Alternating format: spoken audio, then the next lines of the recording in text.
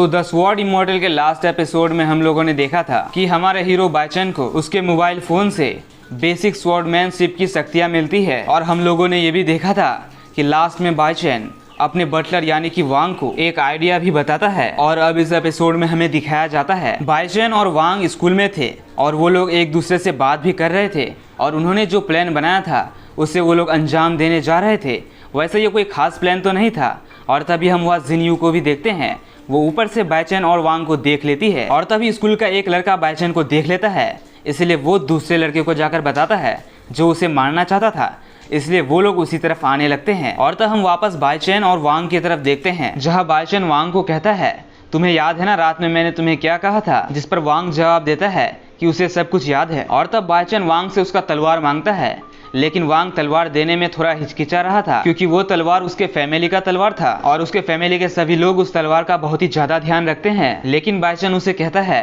तुम्हारे एंसेस्टर मेरे एंसेस्टर के अंदर ही काम किया करते थे और मेरे लिन फैमिली के किसी एंसेस्टर ने तुम्हारे एंसेस्टर को दिया होगा, इसलिए अब ज्यादा सोचो मत और अपनी तलवार मुझे दे दो। और तब वांग ऐसा ही करता है, वो अपना तलवार लिन बाइचेन को दे देता है। और तब हम वांग की तरफ देखते हैं जो थोड़ा दुखी लग रहा था क्योंकि उसे इस बात का डर था कि कहीं उसके तलवार को कुछ हो ना जाए। और तब वांग को खुश करने के लिए बाइचेन कहता है रात को मैंने खाना सही से नहीं खाया था, इसलिए मैं सोच रहा हूँ कि मैं थोड़ी देर बाद खाना खाऊंगा और मैं तुम्हें भी खिला दूंगा और कोई ऐसा वैसा नहीं, हम लोग बहुत ही अच्छा खाना खाएंगे। और यह सुनकर वांग बहुत ही ज़्यादा खुश हो जाता है क्योंकि वह खाने का बात आया था। और तब अगले सीन में हम जिनयू की तरफ देखते हैं जो कि ऊपर से अभी भी देख ही रही थी और तभी वह एक सीनियर आता है और वो सीनियर जिनयू से कहते हैं कि मैंने तुम्हारे एप्लीकेशन को देखा था कि तुम अपने ग्रेड को स्किप करना चाह रही हो और इसमें तुम क्वालिफाई भी हो गई हो। और तब जिनयू यह सुनकर बहुत ही खुश हो जाती है और वो सीनियर से कहती है आपका धन्यवाद क्योंकि आपके बगैर ये नहीं हो पाता। और तब वो सीनियर जिनयू से कहते हैं तुम नीचे क्या देख रही थी, जिस पर जिनयू कहती है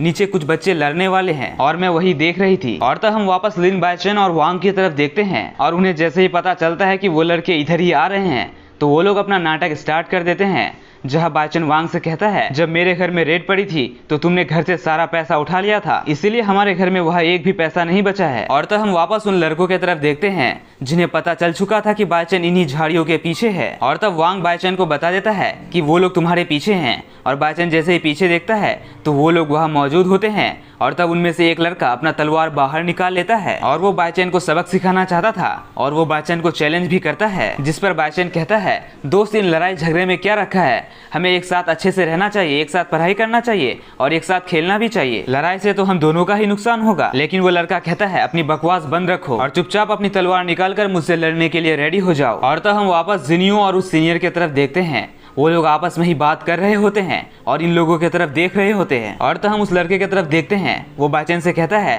तुमने अब तक अपनी तलवार नहीं निकाली, मैं सिर्फ तुम्हें 1 मिनट का टाइम देता हूँ, इसलिए तुम अपनी तलवार जल्दी से निकाल लो क्योंकि अगर तुम ऐसा नहीं करोगे तो बाद में मुझे रूड होने के लिए ब्लेम मत करना। जिस पर बाइचेन कहता है ओ अच्छा, इसका मतलब तुम भी बुरे हो और मैं भी बुरा हूँ और हम लोग में से सबको यहाँ पे बुरा है, तो क्यों ना हम इन सबको खत्म करके आगे बढ़ते हैं और लड़ाई झगड़े से दूर सिविलाइज्ड लोगों की तरह रहते हैं। लेकिन इन सब बातों से उन लड़कों को और भी ज्यादा गुस्सा आ जाता है और बाइचेन को समझ आ जाता है कि ये लोग अब नहीं रुकने वाले हैं, इसलिए वो कहने लगता है वांग कहाँ पे हो, जल्दी से यहाँ पे आ जाओ और इन लोगों से फाइट करो। जिस पर वो लड़का बहुत ही ज्यादा हंसता है और कहता है बाइचेन क्या तुम्हें अभी भी लगता है कि तुम उस जगह के प्रिंस हो, दिन में सपने देखना छोड़ दो और जल्दी से अपनी तलवार निकालो और मुझसे लड़ने के लिए रेडी हो जाओ वरना पिटने के लिए रेडी हो जाओ। और तब बाइचेन सोचता है मेरे पास अब कोई उपाय नहीं है, अब मुझे इससे लड़ना ही होगा और मुझे उन्हीं टेक्निक्स का इस्तेमाल करना होगा जो मैंने रात को सीखा था। और तब हम देखते हैं वो लड़का अपनी तलवार लेकर रेडी हो जाता है, इसलिए बाइचेन भी अपनी तलवार लेकर रेडी हो जाता है और तब वो लड़का बाइचेन पर अटैक करता है।